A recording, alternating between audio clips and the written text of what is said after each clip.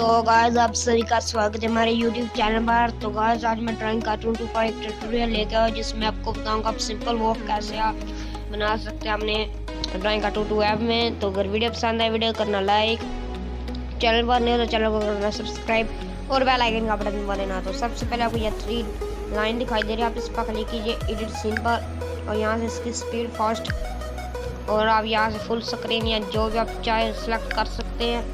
तो अब आपको बताता हूँ सिंपल वॉक आप कैसे करा सकते हैं।